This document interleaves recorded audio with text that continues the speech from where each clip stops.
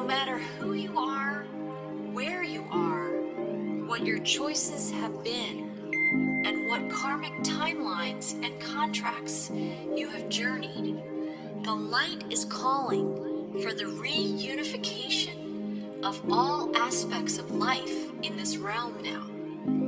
It is calling for the cleansing of all polarities. It is calling for the rising of all sacred heart centers now. All are being summoned home to the greater light now.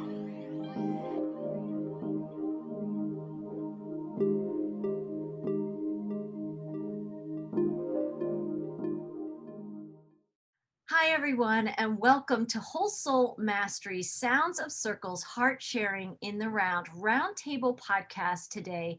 I'm Marie Moeller, and I'm an author, intuitive, and the host of this Whole Soul Mastery's podcast series. And I'm here today with Paul and Nancy Panzica, and I'm here with Sharon Ramesbottom as well. And I'm so grateful to be gathering in June 2021 with you. And I mean, my favorite word in the world, I think, just because I feel the energies of this, is epic. There is just an epic amount of change, energy. You know, we're feeling seeds of so many new things, and we're also witnessing seeds of old creations that have manifested and come to fruition. And we're in a time of making room for this new energy while we also witness the release of the old. And we're all experiencing that a little differently based on our own unique soul signature and the lessons we've learned and the soul gifts that are returning to us. So, I mean, epic. Like, it's an epic experience to be us right now. And I want to thank our listeners for joining us in this conversation. I wanted to start today by planting the seeds, the awareness of what keeps coming to me is the energy of presence and preparation. And at first, I heard those two words when I was getting ready to get on this podcast. In the last 24 hours, I've really felt this energy, presence and preparation.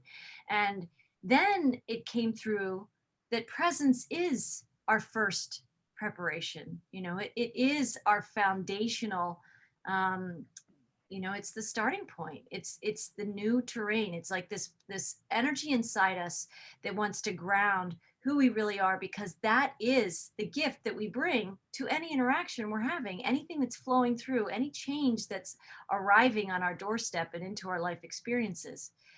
And so I just wanted to see that as a backdrop to the conversation. We can really focus in on presence and preparation. And I know, Nancy, and you, Paul, you always bring some of the astrological pieces, because we've just been through a solar eclipse, this ring of fire energy this past week on the 10th of June. And we're also looking towards the solstice towards the end of June, but not too far away here. So we're in this powerful energy time. And I want to invite you guys to share a little bit about what you're experiencing, your perceptions of preparation and presence. What's in your hearts to say? Got anything to say? Okay, I'll start. So we're all going to get crucified. That's what I see coming. We're looking at the 20th actually of June, which is when the solstice occurs, and that's going to be at 10:30 in the evening, Central Standard Time, where we live. So there is there is some really strange alignments, which I've never seen in my life, which are going to occur, that are timed specifically to that moment. So, I mean, if you understand how fast some of these planets and celestial bodies move, then it's astounding to see that around 10 o'clock at night on that day, on the 20th of June, the alignments just come right into place.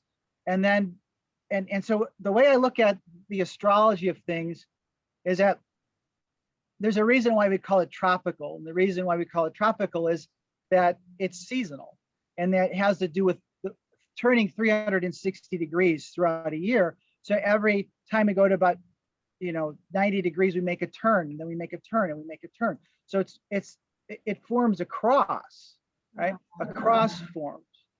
And so it makes sense to look at the astrology from a seasonal perspective. And also, if you have like in really interesting things, like we just had a lunar eclipse, which I thought was amazing, and then we just had a partial solar eclipse. That's interesting too. But this tone for this season is set at that moment, what the astrology is at that moment. So at that moment, we're seeing something really astounding. And what we're seeing is a cross forming. It's called a grand cross. And it's forming. That's when you actually have two oppositions 90 degrees from each other, forms a grand cross. And it forms a grand cross, and the moon is helping to activate this. The moon moves very fast. So it's not there in the morning, it's not there in the afternoon. It's there right around the time that we hit the solstice. In fact, I would say the solstice is going to be defined by the grand cross. Wow. In my limited experience, Nancy has a greater experience than I have on this, is that not a lot of people talk about grand crosses because they're two oppositions. And two oppositions, an opposition itself is kind of looked at as arduous. But then you have two oppositions squaring each other. Oh, who wants to deal with that? It's too much to deal with. So a lot of people just say, get through it, we won't focus on it. But I'm focusing on it, and it's like I said, it's astounding. So crosses are either cardinal, fixed, or what they call mutable. In the astrology, there's 12 symbols of the zodiac, or 12 sections in the sky, and that is 3 crosses that and in fact there's 3 crosses embedded within the astrology. And so what we're looking at is we're looking at the middle cross, called a fixed cross, and it's related to fixed astrology, or the fixed signs of the astrology. So we're smack dab in the middle of this cross that is going to form on the 20th of June. And honestly, when I look at it, it turns out to be something that I've been trying to teach students for the last 10 years, is the mystery of this cross. In fact, we call it the mystery of the cross. Well, the mystery of this cross is going to manifest on this date and at this time. So I've heard somebody else call it, it's a beautiful name. It's called a tetramorph. And then a tetramorph is going to manifest at that moment. Now, it won't last for long, but it's creating a signature of the season. The tetramorph is going to manifest at that exact moment. The other amazing part about that is that overlapping that cross, focusing at one of the corners where the moon is at, you're going to see a grand trine appear. So you're going to have a grand trine superimposed on top of a grand cross. I've never seen anything like this in astrology. I guess it happens, but to happen exactly at that same moment with exactly these signs that I've been teaching for like 10 years, what is this? This is like magic to me. And looking at it going, it could have happened a month before, or could have happened 3 days later, but it's happening at exactly that precise moment. So that kind of forces us to look at the mystery of who we really are. And who we really are is not who we think we are.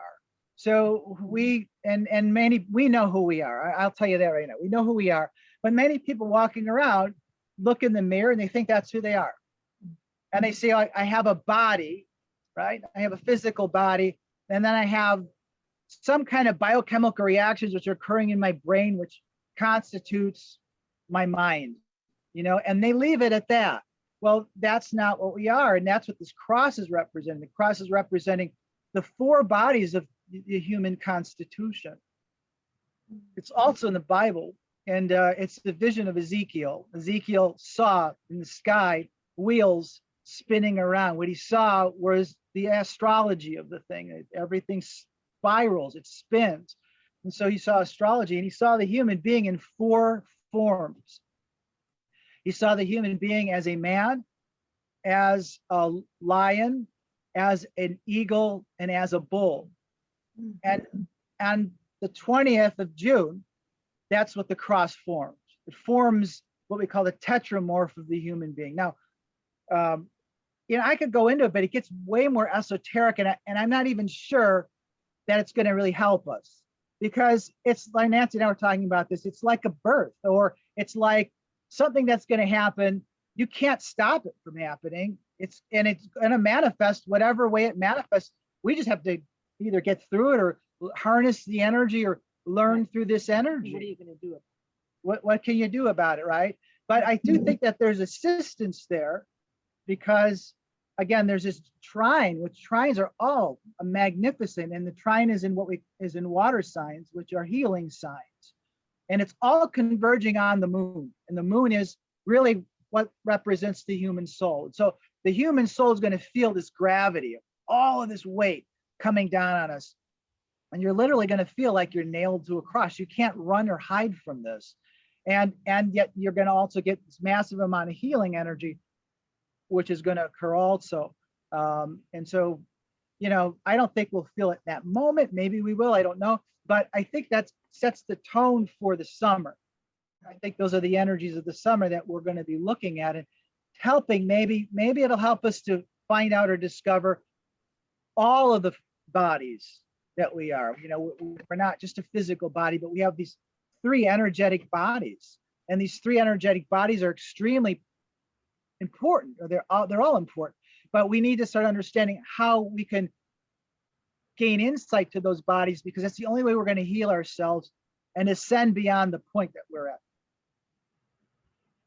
I think I'm going to leave.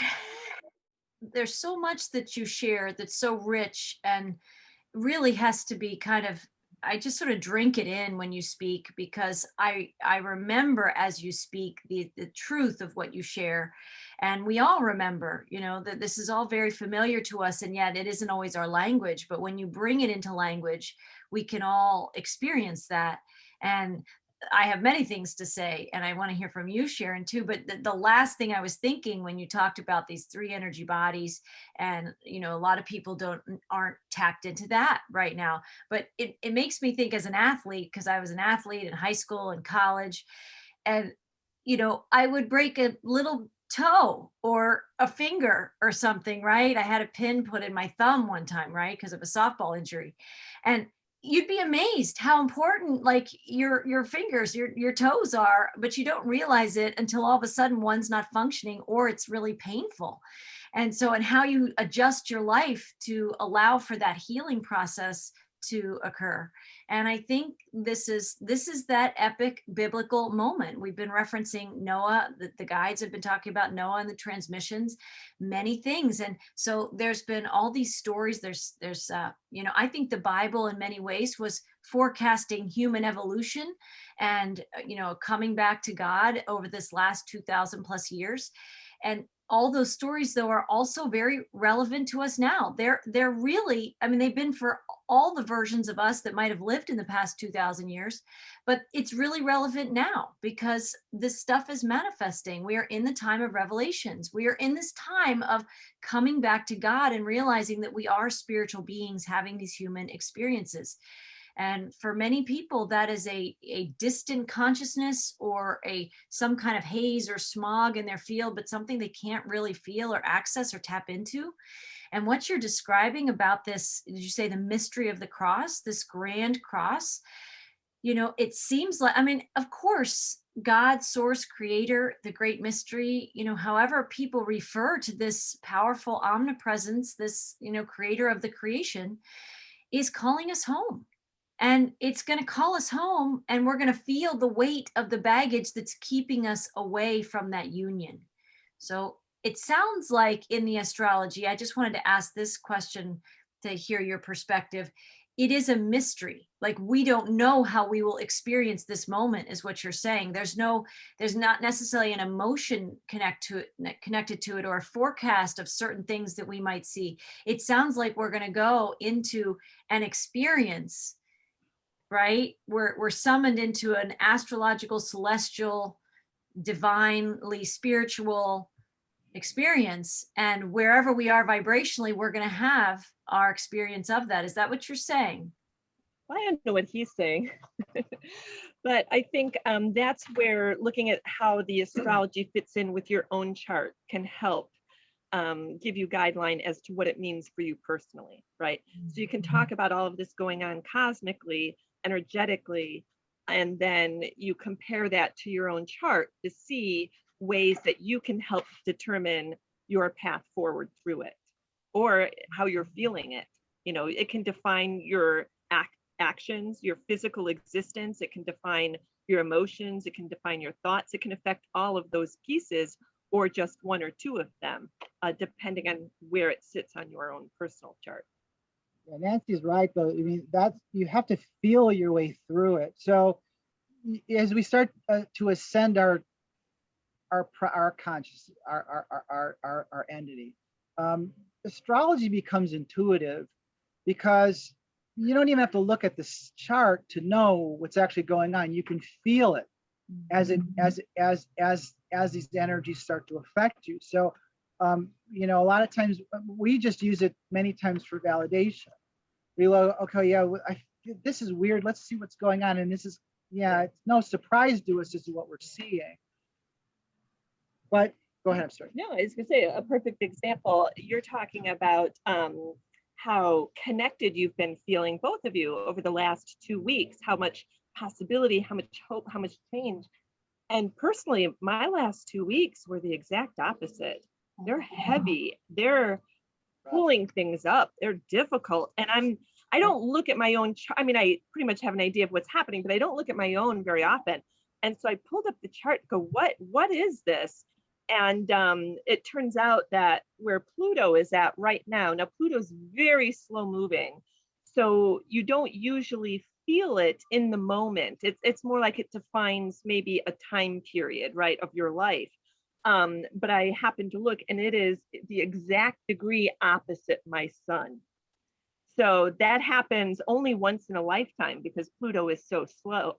And the last time it was this antagonistic I was 17 years old. So that was quite a long time ago. Before I met her. So yeah. So here I am, just feeling this, tearing apart this, I've always been, he calls me optimistic or hopeful, and I'm full of faith. I can see, I'm very patient, and I can wait for the outcome. And these last 2 weeks have been tearing that all down. And now I can look at the astrology, like he says, and says, oh, okay, that's why.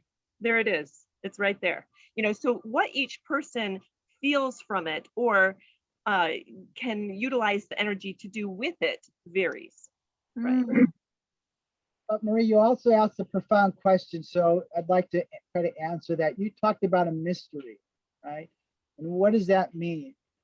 And so we can even take it further than that, and we can say that life is a mystery.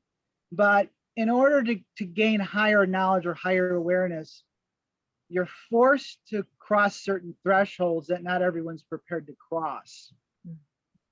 And so, there was a time where let's say, ennobled or ascended knowledge was only given to people that were prepared to take the journey. I think right now, the entire humanity is going to be offered that chance to transcend into a higher state of knowing or consciousness. But in order to be successful in that, you have to face some unpleasant things. And that's one of the problems that we see with, unfortunately, the New Age movement and a lot of these ascension movements, which you actually address these things. But many people have a tendency to bypass or ignore what they feel is unpleasant and only focus on positive things. But by doing that, they're just basically propagating a fear that because they've never addressed the darkness. And so I think we're kind of at that point now where the darkness is going to be faced. But I did want to bring this up because I think that for me, when I saw the cross and I started meditating on all of these things, it brought back a biblical passage, one of my favorite passages. And so I'd like to read it, if that's okay. Please. So this is from Matthew. And this is the undeniable fact that we're dealing with right now. And it says, if anyone wants to come after me, he must deny himself and take up his cross and follow me. For whoever wants to save his life will lose it. But whoever loses his life for my sake will find it. What will it profit a man if he gains the whole world yet forfeits his soul? Or what can a man give in exchange for his soul? I think we're living in this moment now. You can apply this moment to any time in the past, but this is the moment that this passage is written for. Because if you want to take the path, you have to understand what he's saying in this passage. It's called the second death. Something within you has to die. Now, what is that something within us that has to die? Well, you know, I could read something that you wrote. This is what you wrote. You said, what will steady the heart and hearth of a planet and all life upon it when the foundation upon which it was darkly and densely built is exposed, when the illusion is unveiled and all the systems that feed into it are revoked, revealed, charged, arrested, and removed or dematerialized? And your answer is union with source. So, and then you go on to explain how that actually manifests in the physical world. That is the second death. And so what we're talking about, and a lot of people talk about this, and I think there's a lot of confusion regarding it, is that if you look at it from an Eastern perspective, and I don't want to name names, and honestly, there's truth within that also. But this idea that we have to destroy the ego, that we have to negate the ego, and then we just become one with pure consciousness, and you know, the ego has to be nullified and all these other things. That's not the path that we're talking about. Now, what happens if you nullified your ego? Then there's no Paul anymore, and there's no Nancy, there's no Sharon. We don't have a personality. There's no Marie. The person, and in order for us to function in this physical life, and in order for us to bring forth the physical realm into the kingdom of heaven, we still have to maintain our independence, our individual self. So you don't nullify the ego, you don't kill the ego.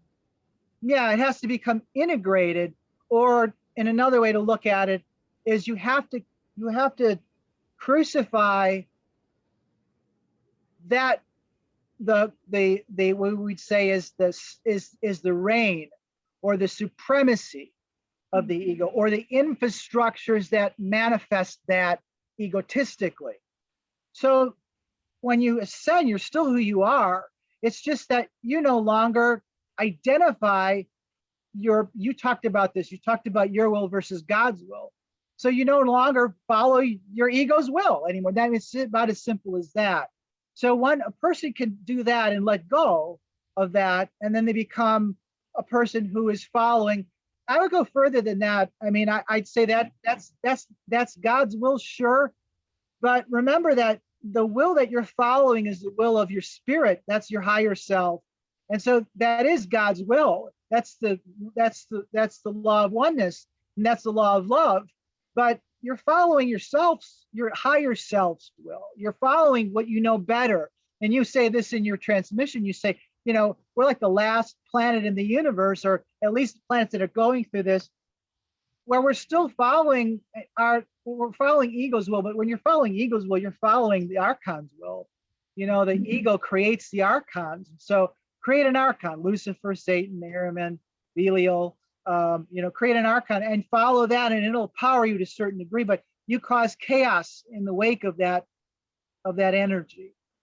So what we're being invited to do is we're being invited to help to slay the power, which is draconian, that the ego wields. But we're not going to kill the ego. We're going to integrate that into our life, and we're going to reverse the flow. You and I have talked about this. Reverse the flow of consciousness. That's happening. And maybe that's what you guys are feeling. But the flow of consciousness, which I think has to do with the magnetic field of the earth, is destined to reverse itself. The polarities are going to reverse. Instead of flowing from masculine to feminine, we're looking at feminine to masculine flow, which has to be reinstated in that way. So I think that's the mystery that we're to a certain degree, facing. Not everyone's going to want to do it. Not everyone is going to embrace this, but those who aren't embracing it are having a miserable time right now. The world is crumbling, and they don't know. They're looking for something to grab onto, but they can't, their mind can't see it, but their heart can feel it. If they allow their heart to lead them, they'll be able to transform, they'll be able to ascend. Thank you. I have some things I want to share, but Sharon, I'd love to hear from you, please.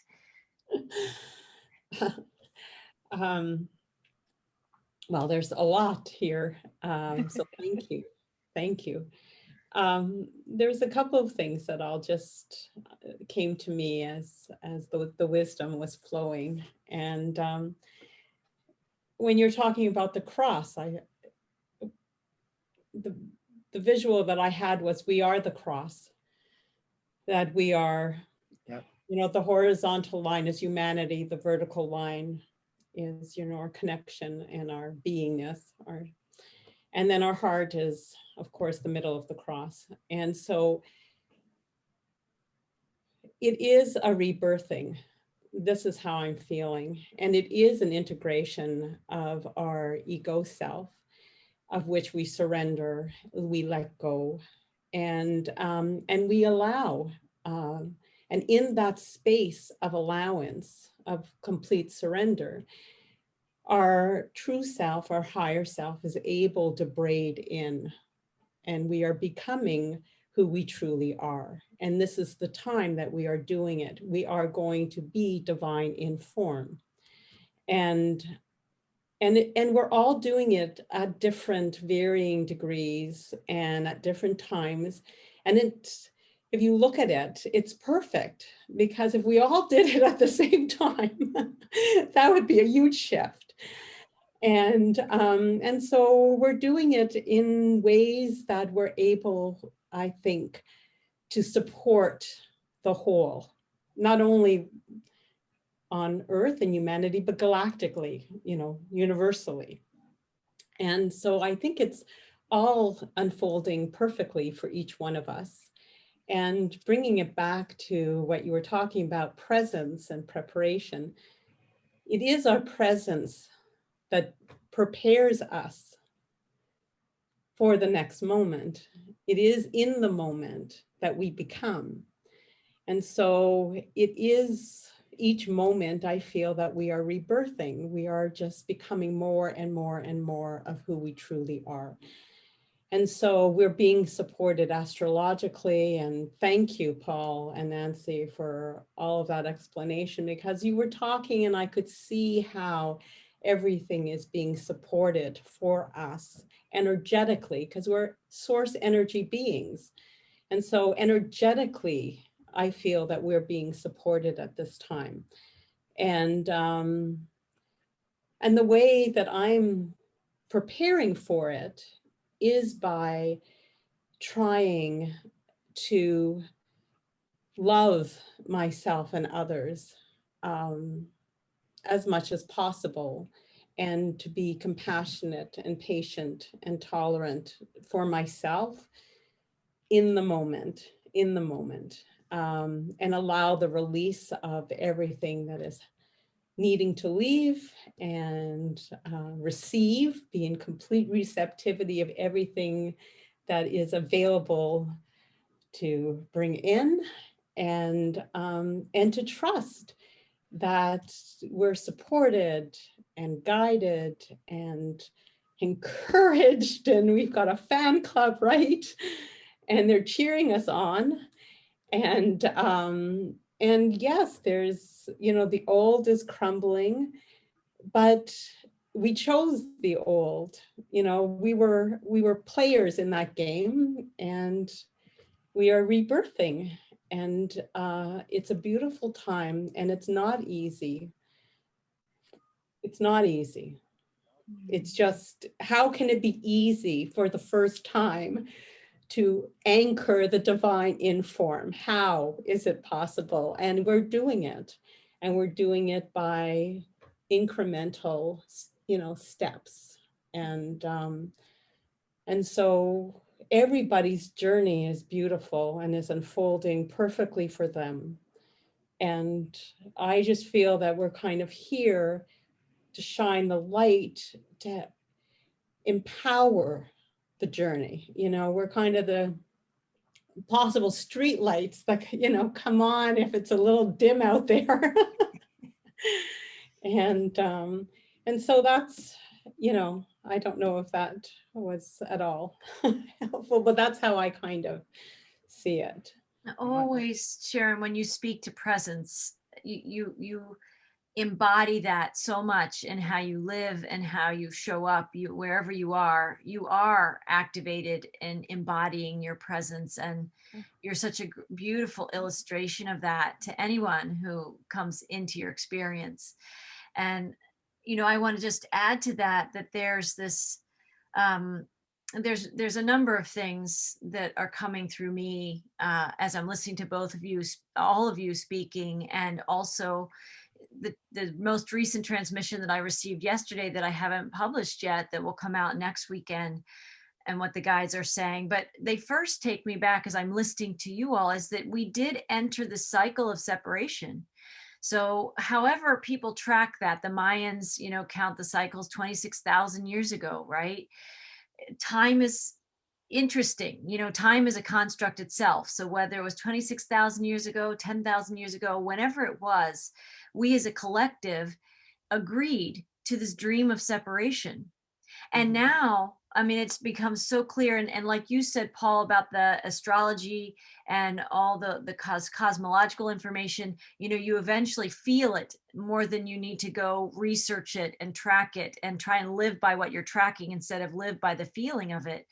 And I know that many of us are aware, and we can feel the separation that this world has been in, right? And now it is a time of union. It is a time of coming back to union. So while the crumbling may feel, maybe it's foreign to people, or they don't understand the context for it, or they don't understand the bigger picture of it. Well, we experienced the reverse of this when we were in union, and then we all had a cataclysmic fall in our own ways into this lower density realm. So we've been embodying the separation consciousness, which is kind of the anomaly of our divinity, of our divinity codes. And now, while the world is shaking again, there's all these quakings in systems and organizations and belief systems, and on every level of our being. What is very natural is that we are coming home into this place of union. And I think many of us are tapping into, or getting downloads, or experiencing through our feelings, however we're experiencing it, and whatever level of awakeness we're in, is that we are being summoned back to union.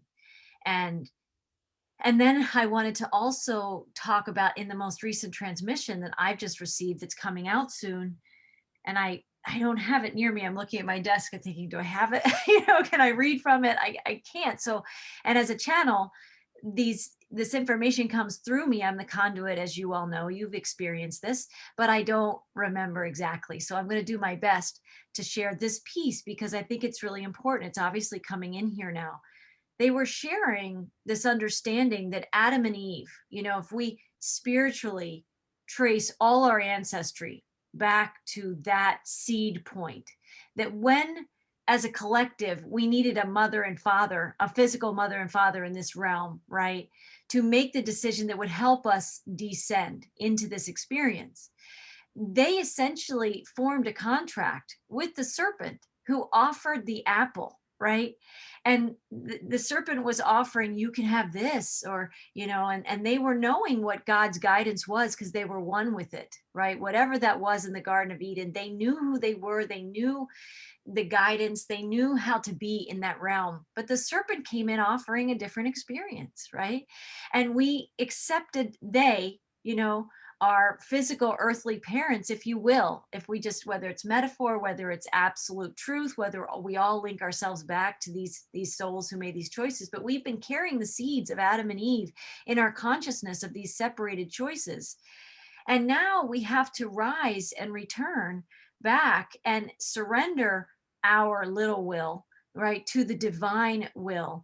And at the time of the apples offering, they were offered this little will to separate from God's divine will. So we're in this reversal process, much like you're describing, Paul, and how that magnetism, and we've been guided, what is it, the masculine informing the feminine instead of the feminine informing the masculine. We've been in this role reversal, this spiritual reversal, and even that's what brings about the amnesia, right, and the spiritual astigmatism, that we're in this world and we don't even understand who we are. And here we are now in this time of this great mystery, this biblical event, this timeline of coming home to ourselves.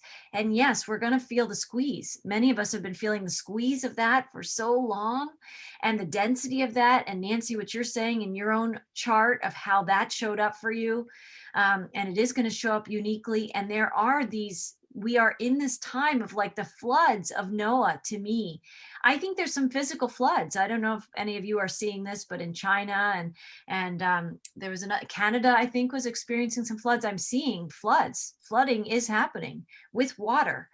But and water's emotions, right? And then there's the spiritual energy in the emotions. But we are how much percent, 90%, whatever percent water we are. The floods are happening from the inside out. Right inside us, there's a flood of memory, of like truth that has to come to the surface of stuff we've buried.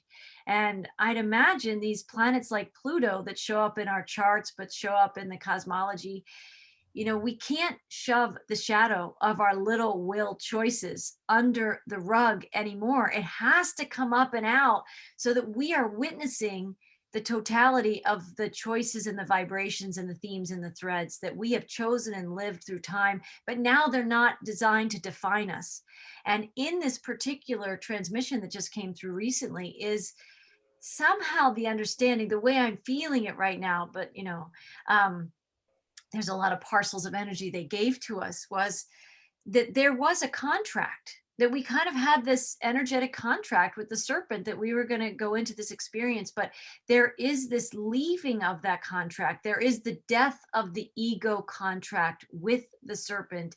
And we are the Adam and Eves, and we are the Noahs going through this. So the Adam and Eve is the contract, and we're the Noahs who have the skills, these biblical beings that we are, these ascended masters that we truly are. We are nullifying that contract. So in your language, Paul, that I loved, that, what did you say? The supremacy of the ego. Like, we are not going to give it the power that it once had. We are nullifying the supremacy at this point to lead and rule over us, where divinity is us. And that is how, right, the light reigns, but it's not being ruled and lauded over by anything. It just is the beingness that we're truly meant to be. And that was an interesting concept for me to see deeper, because of course they showed the energy of that, of like nullifying the contract. We, as all the offspring of that Adam and Eve energy, are going to go through, it sounds like in the mystery of the cross, our moment where we lay it down. We lay down the contract that these, that our ancestral parents made at that precipice of choice. We wanted the cycle of separation, and now we don't want the cycle of separation. But more importantly, it's not just not wanting the cycle of separation, we desire union. So we are choosing union, and that means we will go through the death, that crucifixion of the contract itself. And that is a very powerful energy that brings us to presence, right? I wanted to make this comment, and it kind of touches on something each and every one of you has said. It kind of integrates it. first of all, he mentioned all of us being crucified and that idea of this grand cross happening. And then he also talked about a trine, a grand trine happening at the same time. So typically trines are easy energies. Think of them as like your natural gifts, things that are unintentional. We don't even notice we have them because they're so easy. They're like our gifts or just a very easy flowing energy. And the cross, especially a grand cross, isn't, right? So it's not just these opposing energies. Think of them as antagonizing each other. So they really stimulate you into action, whether it's physical, emotional, mental, but there's a lot of movement with it because it's so abrasive that you feel like you have to respond. So this, I thought of this when Sharon was speaking because she was talking about presence. And I think part of what the idea of us, everybody being crucified right now, is that all of those easy energies aren't going to work for you anymore. You have to be intentional about it, right? And with that intentionality that being crucified brings forth, you have to think about it. It's not this easy gift anymore. You have to think about all this antagonism, these antagonistic energies you're feeling, and come to an intentional place with it. And that speaks to that idea of presence that Sharon was speaking about. And so I think that that's exactly what you're talking about, Marie, is that you can't just be where you are because you ended up there anymore. What we're feeling right now, if you have not been spurned into action, once again, whether it's mental or physical or emotional action, this energy will certainly bring you to that point if you're being intentional about it. Right. Yeah. You also talked about Chicken Little, and I thought I always loved that story when I was a kid. And you brought up something in that was like profound. I never realized that there was such a great depth to the story. Maybe that's why I liked it as a kid.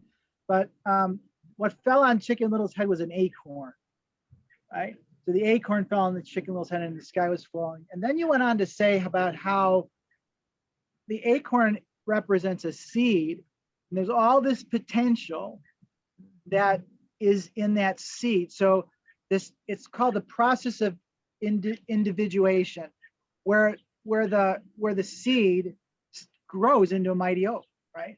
So until somebody knocks you on the head, or until somebody kind of focus you in the right direction, you would never go through the process. So in this plane of consciousness, adversity always drives it. So it always drives ascension, and that's one of the things that people don't get. Instead of looking at things and go, and being worried about it, ask yourself, what's the universe trying to teach you? Because something good will manifest from everything that's happening, one way or another. So that is a process, and it's arduous at the beginning. And when you start catalyzing these things, it's always difficult at the beginning. But that's one of the things that Jung taught. He said, it's the process of individuation. I also called it active imagination catalyzes it. We somehow or another, I think that man should have been somebody that we talk about every single day, because those were the gifts that he gave us. And what we're trying to do, and what he talked about, and many, many, many others talked about, is we're now tasked. Our task now is to create a new function of soul. We're supposed to create another function of soul. So we're now creating ourselves. We're reconfiguring ourselves. We're doing it through this process. And it starts out always the same as a little acorn, but grows into this mighty oak. You are pre-configured to do this. Everyone has the capacity to do this. And I think that these events are going to help to catalyze that, to help to get us to that point. But you have to want to do it. And if you don't, you are going to have a really hard time fighting against these forces. But as Nancy said, there's a trine that's there. And the trine is there for a reason, not only to support us, but to just fall into it. Like you say, Marie, just take a breath. The process is as easy as taking a breath. There's no mechanism. There's no, there's nothing that you need to know. You already have it within you to do this. It's just letting go. That's the only thing that you have to do, is let go and let nature take its course, let yourself manifest into your greatest potential, because it's all there. It's all genetically programmed into that acorn. It's all there. If you just let go, that's how it's going to manifest. So I've been feeling this energy too, as we've all been talking. Is I think Wayne Dyer's the one who said it, where we go through this process of dying while we're alive. And I think it is this process of dying to the version of ourselves that we've understood ourselves to be, to open up to that divine blueprint that is who we've always been, but we couldn't see when we identified more with the supremacy of the ego. And then there's the contracts that come into things. And so there is this crucifixion energy, and many of us would consider ourselves somewhere in that awakening process have felt the heat of what that, alchemical process is. When we've been summoned in, there's been some catalyzing experience at some level where we have been summoned to go through this burning away of all that is not true, right? Of all the aspects of us that are not the true and most aligned version of ourselves with source. And for many people, COVID was that catalyzer. Many people, in whatever ways it affected people, that it challenged people to look at their belief systems about schooling their kids or their jobs or whatever it might be, or health in general. Just the fear around all of that has been a catalyzer. But this biblical event that my language is biblical just because they've given me so many messages about Noah, but this astrological event that's this grand cross feels like it's going to take us into the experience at some level to burn away those illusions. And no one is going to be immune, and we are all going to experience it in our own ways. And some people may work hard to not see, they're going to be looking for some rug to stuff it under, but it is a celestial event, and it's bigger than COVID. Like, it's bigger than anything that we could name in this world, right? That is causing division in our lives, inside ourselves, the wrestling of the wolves. This is so much bigger that it will be clear that it's bigger. And I think that's why some people have said this is a biblical moment. And we can say this is an epic moment, that there's something way bigger than all the things we could turn to look at and blame. It's because of this that I'm feeling this. It's because of this pain and suffering that I'm experiencing this in our life. This is going to be something from the inside out that we're summoned to look at these things and use those soul skills and go higher, because we're going to realize that all the human tools that we have, whatever they may be, won't work in this scenario. And that's part of the death process. It's part of the yes, it's designed that way. And anybody that's had some kind of catalyzing experience, I, for one, can say that happened in my own life. And I did try all the human tools. I mean, I don't know who doesn't go to the doctor or the expert or this person outside of us that we think is going to solve this problem somehow and bring the solution. When all of those fail, most of us, that's when we have gone vertical, right, and connected with source. And in my journey, it was so clearly evident at one point in the journey that there was nothing from this world that was going to help me get through this. And this is when the seed of that acorn activated the channeling that gave me the guidance to get through that experience. That's where the guidance and the support and the empowerment and the strength came to transcend what I was in, whereas before I was just spinning my wheels. Right. And I think that's another thing people might feel, that as more and more of this mounts in their own personal experience from the inside out, because the floodwaters are within, right?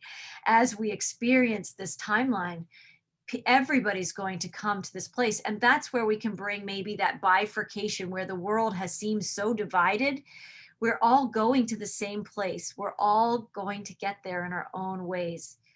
But it is a profound time, and that gift of knowing how to surrender, what you're talking about, Sharon, when you say surrender, it's the energy to me of allowing. And when you can get in your heart center in the middle of that cross, right? And you can get into that place of allowing, then you can let this higher dimensional realm to lead everything. The light can lead us again. Union can lead us again. And until then, we can wrestle with it. We can, you know, the ego can think it's got the answers, or it'll find, you know, it will find a solution, and it has to burn itself out. It has to go through its own crucifixion to realize, I mean, I tried everything and nothing worked. And then you finally realize it's not coming from this world. And we all get to that point in the heart when we're willing to say, this is bigger than me. This is so much bigger, right? And then you say, okay, I'll accept God's hand, right? Yeah. Yeah, but sometimes we need some pain to get us there. Yeah. Yeah. It's an escort, and it can be an ally. And I think I'll stop talking here, but Paul, what you said is very wise, is that, you know, we tend to resist and not want to look at it. But in fact, that's sometimes what we summon in is the pain to be our escort to get to that next higher consciousness. And if we can see it in its inverted state, it's actually the help and the healing and the love that we've been seeking the whole time. I call those like vibrational emotional cues, that they're actually breadcrumbs in the journey. If we can recognize them, they're just in a costume that most people are trying to avoid. That's actually the hand of God that's trying to, you know, reach out to you. So Yeah, it's a dark shadow. Thank you. I just wanted to reinforce, Marie, what you were saying about how we're not going to be able to think our way through this. This is not thinking. And this is what we have done for a very long time. And we think that our minds have the answer, and our minds only have what is in the past.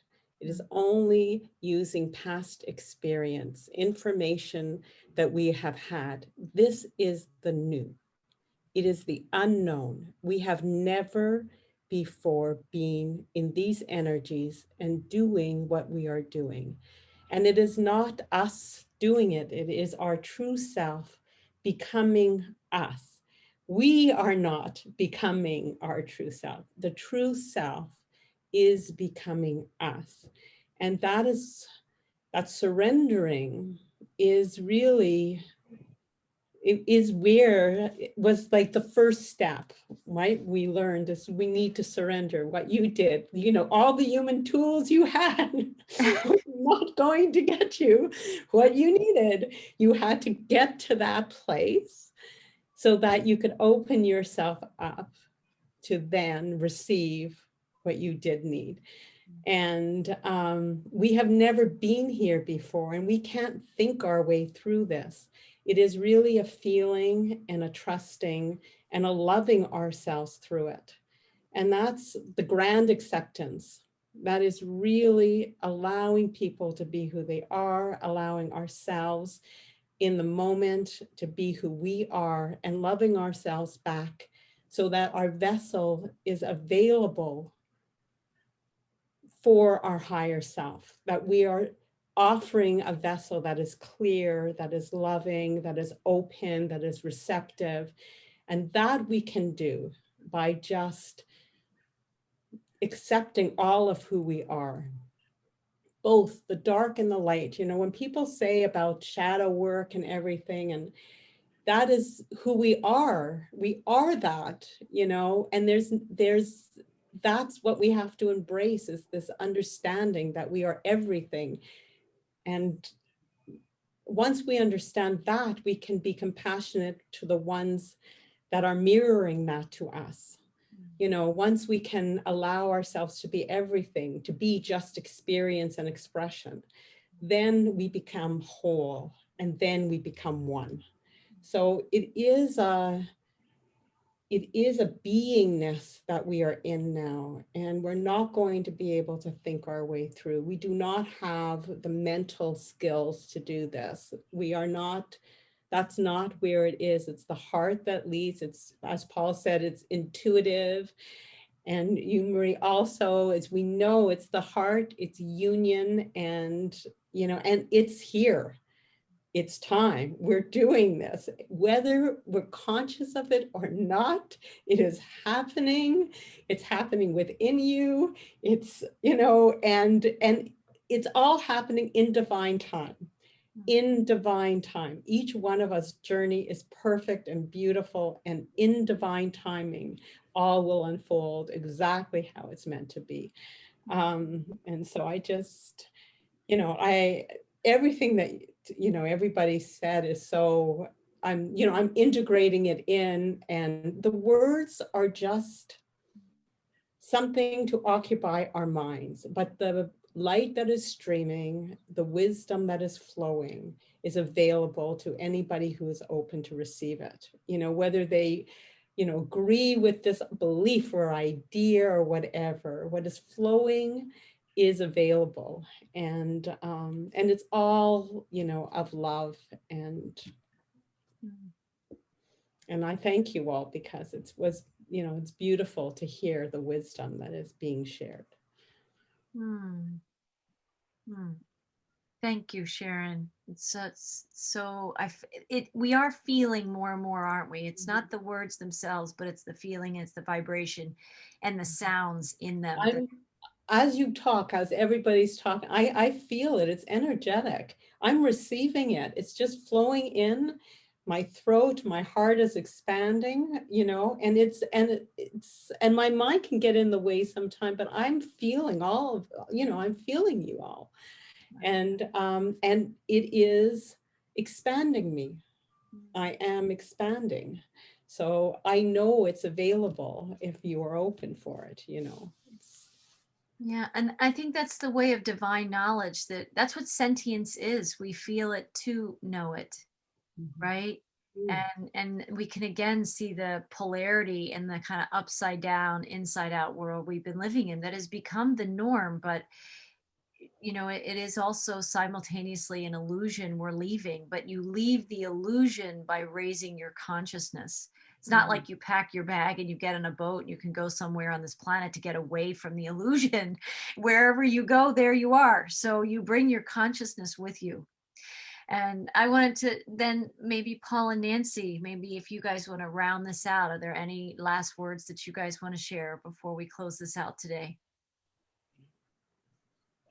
And again, the alignment is really incredible. The only way I can describe it is intentional to the season, to the moment. Both alignments, to see one grand trine is interesting. You can see grand trines, but at the exact moment that the solstice is occurring, here, this is a picture. I actually did this. I don't know if you can see it. Yes. And everything. Oh, wow. Maybe you can look at it.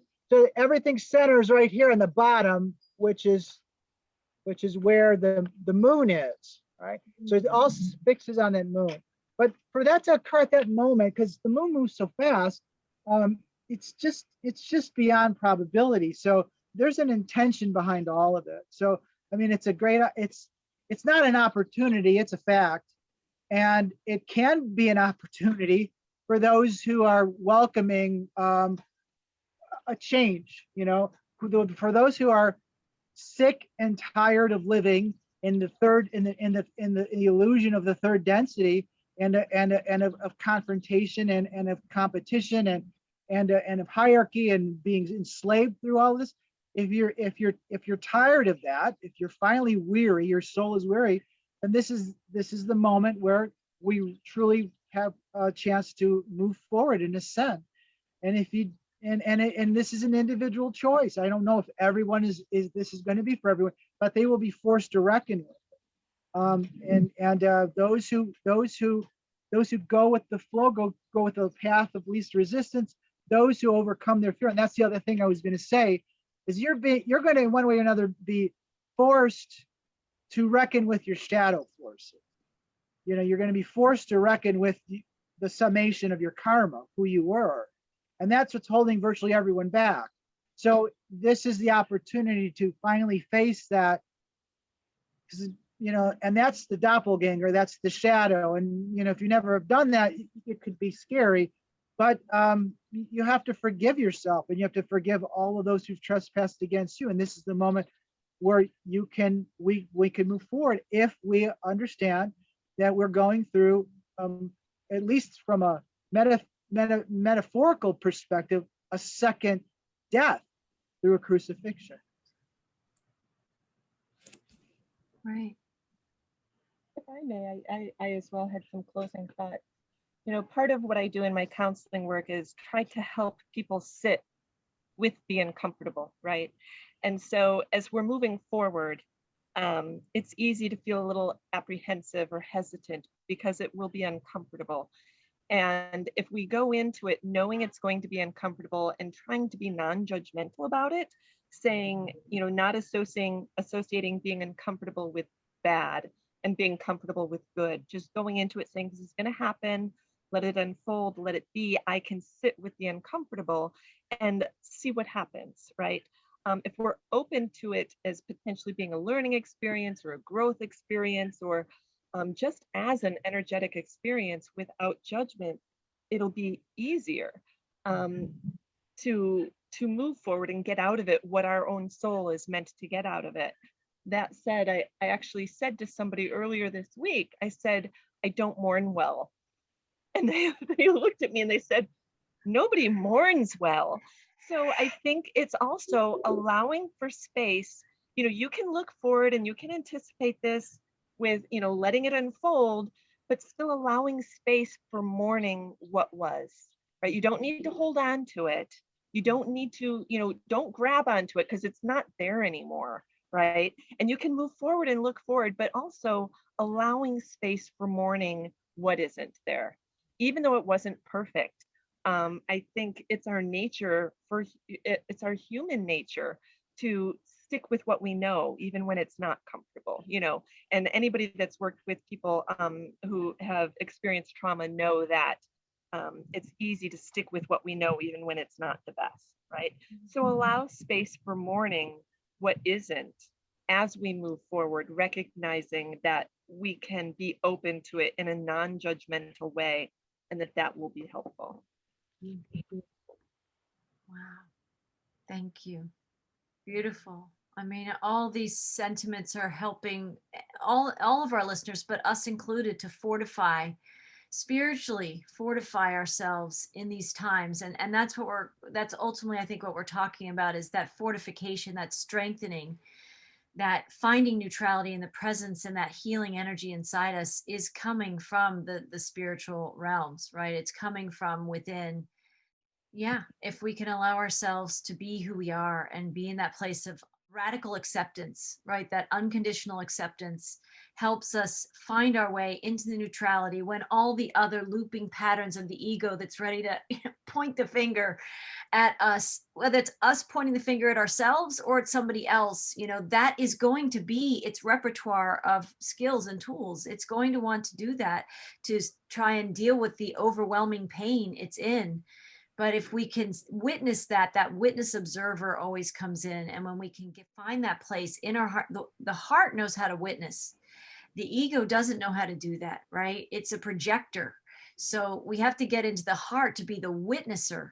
And that's where more of that grace comes in, more of that peace comes in, and it becomes easier. But we are in this reversal process. We're having to learn how to, this is ready.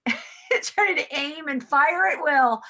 But then we have to also see that like a tsunami wave of energy and emotion and behavior that wants to come out of us, and say, wait a minute, this is that moment that they're talking about. This is that, you know, grand cross in myself expressing, and I can go into my heart center. And it may be uncomfortable because it's not a pattern that we're used to, but it becomes one. It becomes your go-to after you practice it enough. And so I want to thank you. I think June 2021 is seeding so much in humanity's consciousness on so many levels. And I think we are being summoned to learn how to listen and learn how to let go and learn how to be the brightest and best essence that we can be. And we already are. We're just letting the blueprint lead again. And that's a blueprint of light. We are these blueprints of this divinity and this grace inside us. And we are going to be learning deeper and deeper lessons about how to surrender and how to allow that second death process that you're talking about, Paul, and all of us today, and to be in this presence, this place of grace. That's what presence is to me. It's grace. That is grace. Mm-hmm. inside us. So and it's going to be a journey for all of us to go to those deeper layers of grace, which means it's going to be messy. There's going to be some moments where it's messy, and we can still find grace in the mess. That's when you're really on the spiritual path, is when you can open to grace, when kind of that level of some kind of disaster is going on inside you. So I want to thank you. I want to thank you for joining me. I want to thank all of our listeners. I want to welcome everybody to find us, at YouTube at Whole Soul Mastery, and Color the Magic, and find these videos for your own fortification. We're offering words, we're offering some of our own insights, but we're offering frequency. This is a frequency of faith. This is a frequency of grace that we're channeling through in these connections today. And I want to thank you for joining us. And if you're here, there's something in your soul that was resonating or summoning in these kinds of messages to help in that preparation of your presence process that I think we're all in. And until next time, we'll see you. Blessings, everyone. Blessings.